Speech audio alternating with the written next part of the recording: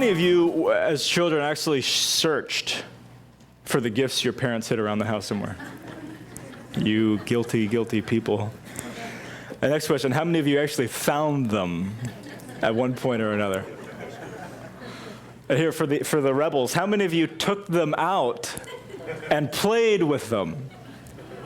That's really bad. No one would admit to that. That's unspeakable evils.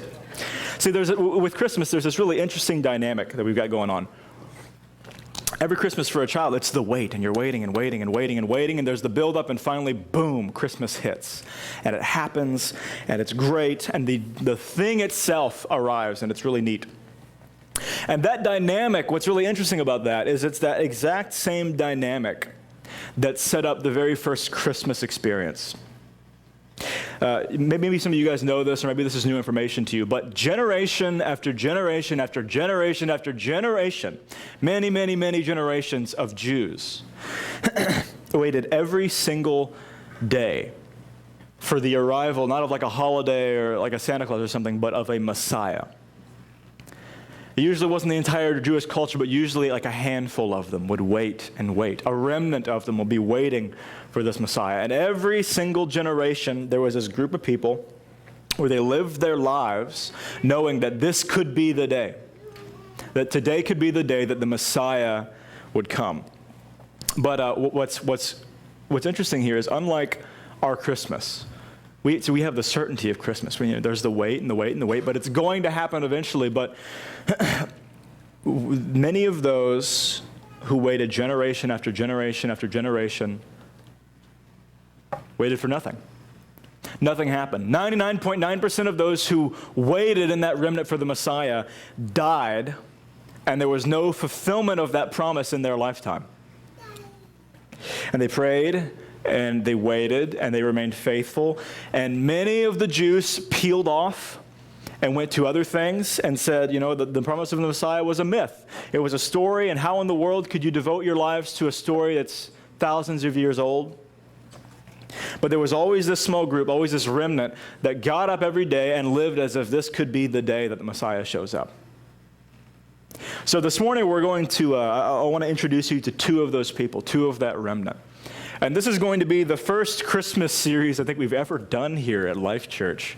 So this is pretty exciting. For the next 3 weeks going up until Christmas, we're going to be looking at this series we're calling Hope. Hope. And the message title today is Zechariah's Story.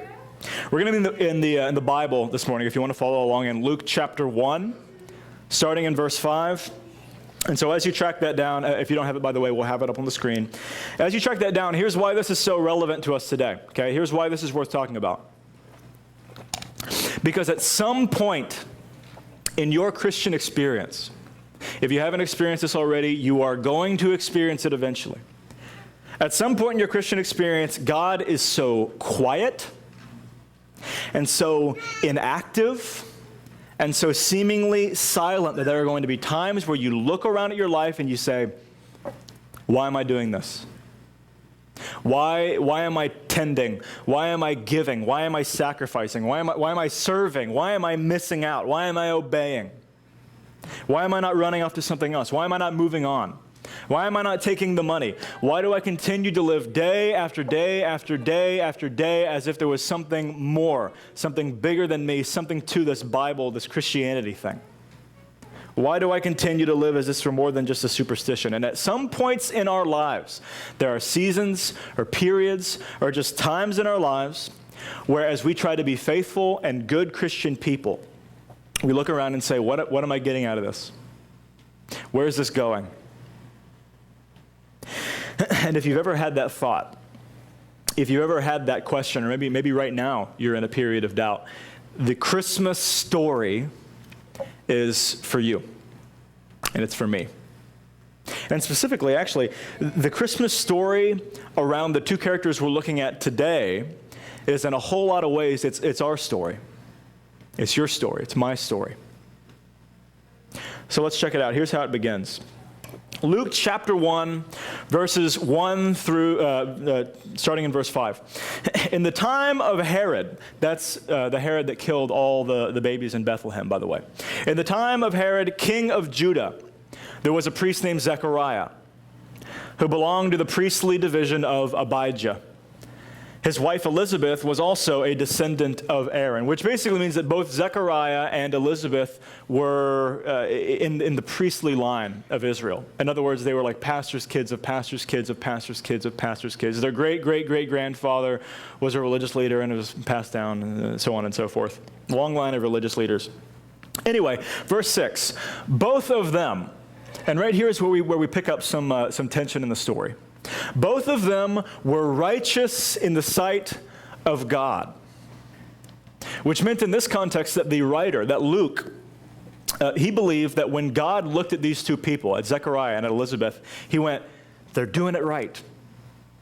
These guys, look at these guys, they're doing it right. Look at the way they live. They're getting it all right. They were righteous in the sight of God, observing all the Lord's commands. And if you've read the Old Testament, that's a lot of commands. We don't even like to pick up the Old Testament and read through all the commands, much less try to do them all. And they were doing them all right, observing all the Lord's commands and decrees blamelessly. So in other words, if you were to hire a personal investigator, a private investigator, to follow them around, there wouldn't be anything to tell. Blamelessly, without blame, no flaws in there. And here's what's so amazing. This was their lifestyle. This was what they devoted themselves to.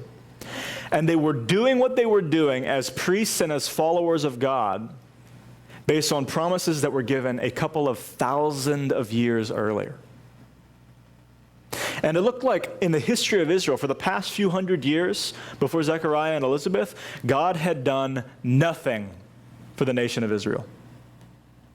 And yet these two are waking up day after day after day and living their lives as though there is a Christmas coming, as though the actual Messiah is coming, that Messiah that was promised 2,000 years earlier. They're living their lives as if God is going to fulfill his promise. He's going to keep his promise. And there's no evidence for them that they can hold on to and say, well, here's the evidence of that. They're going on, and yet they're blameless. They're living blameless in the sight of God. So we want to look at their lives and see what makes these people tick. Verse 7, but they were childless because Elizabeth was not able to conceive. So great. So let me get this straight here. Let's back up. You're getting up day after day after day. You're waiting on the Messiah, serving in the temple, and you're following God. You're being good people. You're missing out on opportunities out there in the real world. And this God that you're so faithful to and who you sacrifice for, he leaves you without an heir, without a child, without children. See, in that culture, that was a big, big deal, okay? It was a very, very big deal. And also in that culture, it was always the woman's fault. It was always considered to be the women who got the blame, never the men, because they didn't know anything about the human body. All they knew was that women couldn't get pregnant, and so the women got the blame. And in this culture, and I don't say this to be offensive, but in this culture, the Jews believed that was kind of like the role of the woman, and that was kind of it. That was what their purpose was. They didn't have political power. They generally couldn't work. They were almost always uneducated. And then not only that, back then in this culture, there was a stigma that the Jews had that it was God that granted children to women. And so it was God who decided which women could and which women couldn't have children. And so for a woman not to be able to get pregnant, there was this wacky cultural idea that God had chosen to curse her for some unknown reason. And so Elizabeth, who's this righteous woman, who it says in the Bible, was righteous in the sight of God, who lived blameless before God through her young years and through her middle years and through her latter years, it wasn't going to happen for her. In fact, here's how the statement ends. And they were both well advanced in years. In other words, it was over, okay? Missed your chance. It's too late. God had done nothing for them lately. God had done nothing for them lately. And we find out later in the story that they prayed. They prayed and they prayed and they prayed, the desperate prayer of any couple that wants to have a child. And God had said no, or God was just stayed silent up there. And Elizabeth, she lives with the cultural shame and pain of this all the way into her old age. Now, here's what's crazy about this. Let's back up. Here's what's crazy about this. The faithfulness to God that these guys based their lives around. If you're new to Bible study or anything like this, pay attention here, because I'm going to give you a very quick survey of the Old Testament, a survey of the history of Israel, okay? Their entire faithfulness to God that they based their lives around was based on a promise that God made to Abraham 2,000 years earlier. Now, this is ridiculous. Not 2,000 years ago from now. 2,000 years ago from when they lived. It's a very long time. And so this is way back at 2,000 years previously, and God had supposedly appeared to their ancestor Abraham. And here's what God said to Abraham in Genesis chapter 12. I will make you into a great nation. Which, okay, great, that actually happened. And I will bless you, and I will make your name great, which, okay, that happened too. I think most of you have probably heard the name Abraham before you came in here today, and that was 4,000 years ago. So great. But here's where it starts to break down a little bit. And you will be a blessing, and I will bless those who bless you, and whoever curses you I will curse, and all the peoples on earth will be blessed through you, you being Abraham. All the peoples on earth will be blessed by you. And this is kind of the root idea why the Jews believe that there was something more for Israel. Because if you know the story here, after God gave Abraham this promise, he finally had a son who had a bunch of sons who moved to Egypt and became the nation of Israel. And then they left Egypt and went back to their land, Canaan, the promised land. And then they became a kingdom. And things really took off from there. And it looked like maybe during the age of this kingdom that God was going to use this kingdom to bless all the peoples of the world through the lineage of Abraham. That this was going to be how the prophecy or the promise was going to be fulfilled. God's promise. And there was the great King David, and there was this golden age of Israel through Solomon. And it was incredible, and it was wonderful, and if there was ever going to be a time where God was going to use this kingdom to bless all the peoples of the earth, it was going to be that time. Because right after that, everything fell to pieces. The nation split apart. There were wars. There were a few good kings, and there were a whole lot of wicked, evil kings. And listen to this. Between the very difficult times in the nation of Israel that took place right after Solomon and the time that Zechariah and Elizabeth lived, the nation of Israel changed hands 25 times. The Syrians took them over. The Babylonians took them over. The Persians took them over. The Greeks took them over. Over and over and over again, they're conquered peoples. And after a while, they had absolutely no standing on the international scene. They didn't even have an army half the time. They were taken captive at one point from their homelands for 70 years. The nation of Israel just became less and less and less a factor in world events. And so there's this idea that somehow the entire world is going to be blessed to the nation of Israel. This nation that no longer has any leverage, that no longer has any wealth, that no longer has any say-so, even in their own future. And this idea that God was going to somehow bless the world through that nation, not only was it not going to happen, it couldn't happen. This nation was nothing. Israel was nothing at the time of Zechariah and Elizabeth. And then finally, and here's the greatest slap in the face of all, the straw that broke the camel's back. Insult to injury in 65 BC, for those of you who know your history. Pompey the Great Roman general, he marches into Jerusalem, occupies the city again. He pushes past the temple guards, marches into the temple, past the priests, and right into the Holy of Holies. This happened, okay? This Holy of Holies is a place that the Jews believed that God dwelled. This place that the high priests of the Jews could only go once a year to serve God. And this place that the Jews believed if you just walked in unannounced into the Holy of Holies, uninvited, that God would strike you dead, okay? The priests gasp. Pompey the Great pushes into the Holy of Holies, walks in, looks around, walks out. God did nothing. God did nothing, and word spreads throughout Jerusalem.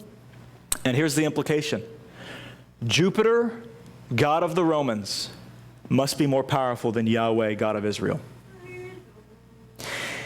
And Zechariah is just a little boy when this is happening. Zechariah is just a little boy, and his father, and just like Elizabeth's father, would have been a priest during this era in the temple. And no doubt Zechariah remembered the day when his father came home and tore his robes and mourned and wept because the temple had been desecrated by a Roman general who ignored their warnings, ignored their customs, ignored all their traditions, walked into the Holy of Holies, walked out, and God didn't do a thing. And yet there's this little boy, Zechariah, with that background, goes into the priesthood. And he serves God for his entire life. And he married Elizabeth, who served God her entire life, who remembered this story, who remembered the sacrilege, who remembered the emotion of why won't God act on our behalf? Why doesn't God act on behalf of his nation, on behalf of Israel? What about the promise of Abraham? How in the world is a nation like this going to impact the world in any kind of meaningful way? Where is God? And many, many, many Jews during this time said, done. They turned away from their belief in God and integrated into the Greek lifestyle, into the Roman life, because it was over. Clearly it was over. But not everybody. Not Zechariah and not Elizabeth. You know what? If you had come to them during this time and said, hey guys, come here, I got something to tell you. It's over. It's a myth.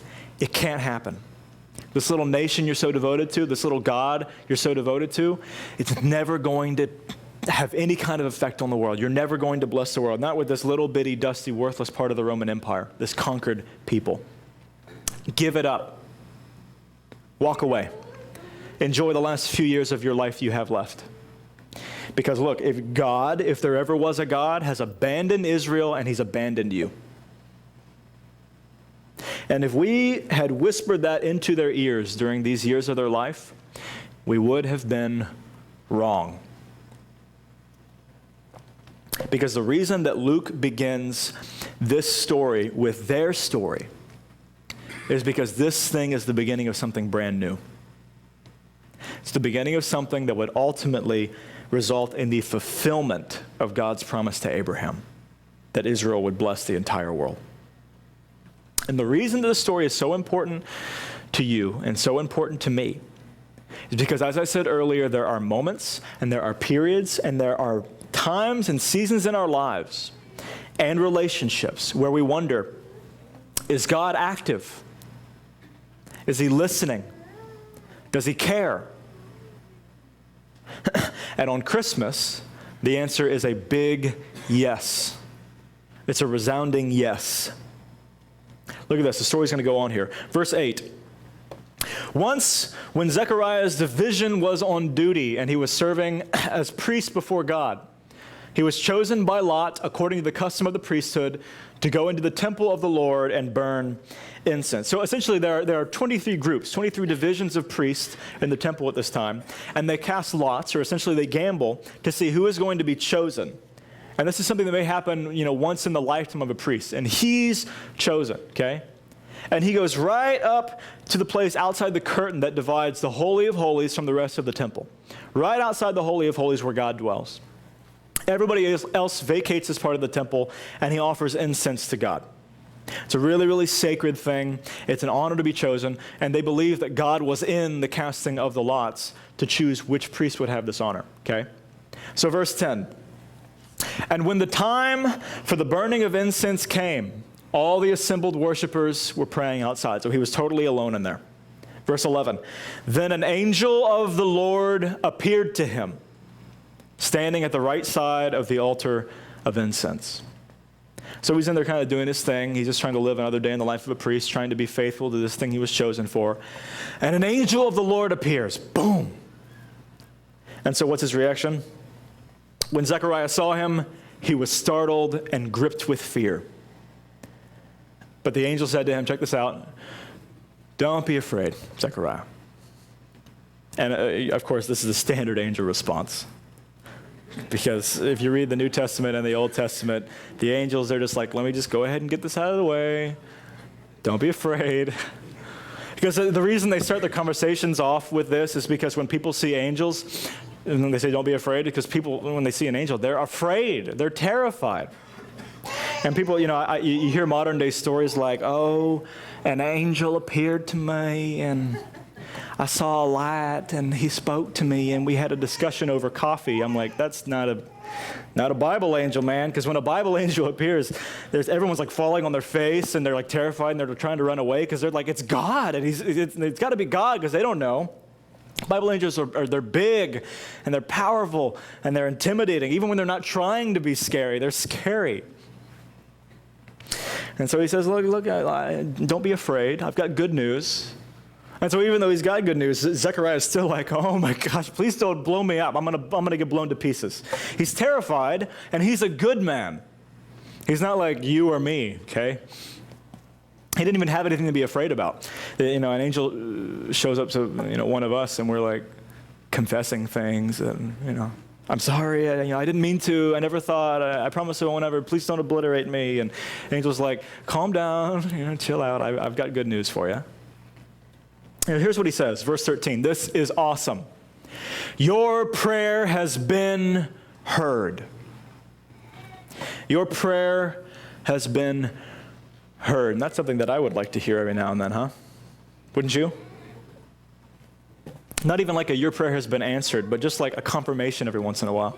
Maybe an angel appears, like a small angel, something like a servant of an angel, something less scary. And just to know sometime. Maybe God comes down and whispers into your ear, I've heard your prayer. I've heard it. And that would be enough. I have heard your prayer. Your prayer has been heard. Your wife, Elizabeth, will bear you a son, and you will call him John. Now, this particular John is going to grow up to be a famous John. He's going to be John the what? John the Baptist. This is how this entire story begins, right here. And he will be a joy and a delight to you, and many will rejoice because of his birth, for he will be great in the sight of the Lord.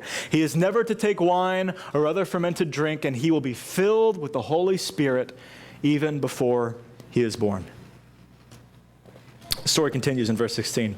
Many of the people of Israel will he bring back to the Lord their God. Now, why would John the Baptist have to bring them back to the Lord their God? Because many in Israel had abandoned the Lord their God. And they seemingly had some pretty good reason to do so. God had not done anything in Israel for hundreds of years. Hundreds of years. It was over. It was a myth. It was a story, and now we have some nice stories to pass on to our children. But God has long abandoned Israel. But verse 17, and he will go on before the Lord in the spirit and power of Elijah, and turn the hearts of the parents to their children and the disobedient to the wisdom of the righteous, to make ready a people prepared for the Lord. And then look at this, verse 18. Zechariah asked the angel, how can I be sure of this? And he gets so diplomatic here. I love this. Check this out. I am an old man. I'm old. And my wife, she's well along. So diplomatic here. He says, I'm old, and I don't know if anyone's gonna hear about this. I don't know if you're writing this down to share it with people later, but my wife is, she's well along. We'll just put it like that. She's well along. In other words, he's saying, look, I'm with you. I'm glad you've heard my prayer, but I'm thinking you're a little late. I'm thinking you showed up a few years too late, because we've been praying since we were 20.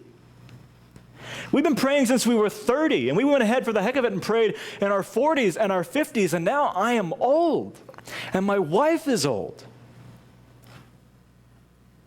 How can I be sure about this? Verse 19, the angel said to him, what do you mean? What do you mean how you know it's going to happen? I am Gabriel. I'm an angel. You caught that, right? I'm an angel, and you're talking to an angel, and you're wondering how this is going to happen. He said, I stand in the presence of God, and I have been sent to speak to you and to tell you this good news. Verse 20, and now you will be silent and not be able to speak until the day this happens, because you did not believe my words, which will come true. My favorite part of the story right here. At their, repeat it with me, appointed time. Wait. You mean that God has had this day marked on his calendar? Uh-huh. You mean that all these 700 years since David and Solomon and all the good stuff and all the bad stuff in between, that God has waited this long on purpose? Uh-huh. You mean that God has sat and watched his people abandon him in droves because it looked like there was no way in the world that that kind of promise could ever come true, that God had abandoned them, that the world would never be blessed by the nation of Israel. They had no platform anymore. They were just another people that were conquered every time a new conqueror comes along. And that God had been planning this all along? That there was an appointed time, that God has not only heard my prayers, but the prayers of his people for generations? Yeah. Yeah. You mean that even though God has been so quiet, that he hasn't been inactive? You mean that he hasn't lost interest? No. At their appointed time. Verse 21. Meanwhile, the people were waiting for Zechariah and wondering why he had stayed so long in the temple. This wasn't supposed to be a long deal. He was supposed to get in and get out and be done. When he came out, he could not speak to them. They realized he had seen a vision in the temple, for he kept making signs to them, but remained unable to speak. When his time of service was completed, he returned home. After this, his wife Elizabeth became pregnant, and for 5 months remained in seclusion. The Lord has done this for me, she said. In these days, he has shown his favor and taken away my disgrace among the people.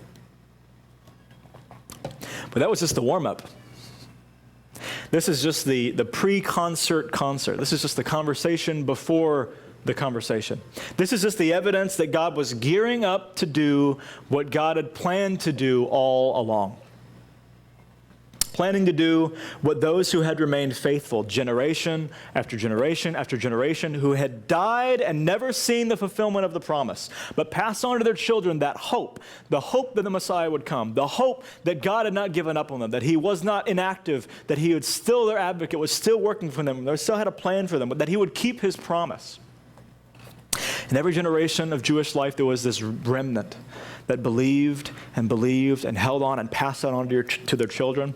And finally, the time had come when God would put into action what he had planned to do since he made the promise to Abraham 2,000 years earlier, that through Israel, every nation in the world would be blessed. And here's how the story concludes, and here's how our next story is going to begin. Verse 26. In the 6th month of Elizabeth's pregnancy, God sent the angel Gabriel to Nazareth, a town in Galilee, to a virgin pledged to be married to a man named Joseph, a descendant of David. The virgin's name was Mary. So this is our story, isn't it? And this is our dilemma. It's the same dilemma that people have faced for thousands of years in following God. Do we stay or do we go? Are we going to believe or are we going to stop believing? Are we going to serve or are we going to go on to something else? Are we going to give or are we going to spend and live like there's nothing else in life aside from what we see with our eyes? Are we going to stay engaged? Are we going to stay involved in that difficult marriage, or are we going to do what everybody else is doing? Do we do the shady deal, or do we continue maintaining our integrity?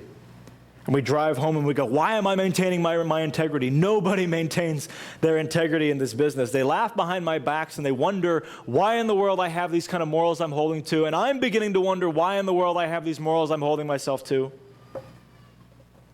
And you're a student and you refuse to cheat, and everybody cheats and nobody gets caught for cheating and everybody's doing it, and you think, why don't I cheat? Why am I so narrow? Why am I so limited and conservative? Why do I care about what God thinks? Why don't I just do what everybody else does?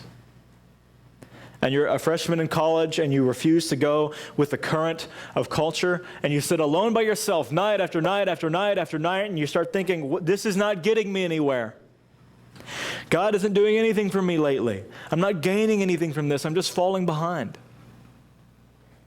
And in every generation, there is a remnant of Christians that decide whether or not they will remain faithful in spite of the fact that they see God do seemingly nothing for them in the meantime. And here's the good news. The good news is this: if that is your situation, there's nothing wrong with you. If that is your situation, welcome to the common experience of those who have placed their faith in Christ and decided to follow him in spite of what they see around them. Welcome to the world of Zechariah, the world of Elizabeth, this couple who decided we are going to live righteous in the sight of God despite what we see around us, despite what our culture is doing. They're packing up and leaving, despite the fact that we haven't seen God move or act in hundreds of years, despite the fact that we can't imagine how he could give us a child in our old age or use this dried up old nation to bless the world. And this is the dilemma that we face. This is the dilemma that we all will face or are facing in our walks with God. And here's the good news: it is normal. It's normal. And the challenge is, are you going to be part of the remnant or not? The challenge is, are you going to be that unique student? The challenge is, are you going to be that unique teenager, that unique college student, that unique couple that decides they're going to battle this out and not walk away? That unique person in the marketplace that's going to maintain their standards, maintain their integrity, because at the end of the day, they want to look at their lives and say, to the best of my ability, I am walking blameless before God, whether I see God working on my behalf or not. And Christmas, this whole idea of Christmas, is a very, very powerful reminder. It's a reminder that your faith in God is not misplaced. It's a reminder that even when God is silent, that God is not still. And even when God seems still, that he's not uninterested. And even when he seems uninterested, that has nothing to do with the fact that he has a plan for the world and a plan for your life. And it's a reminder that God can do anything he chooses to do, at any time he chooses to do it. And it's a reminder that God pays attention and is moved by and is blessed by those that remain faithful. But best of all, the best thing about this whole thing of the Christmas story, it's a reminder that your faith, that your hope, that our faith and hope is not in vain. That we don't place our faith in something that will never come through, but we place in something that has always come through.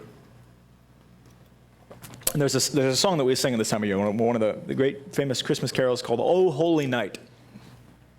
It was written a long, long time ago by a French poet.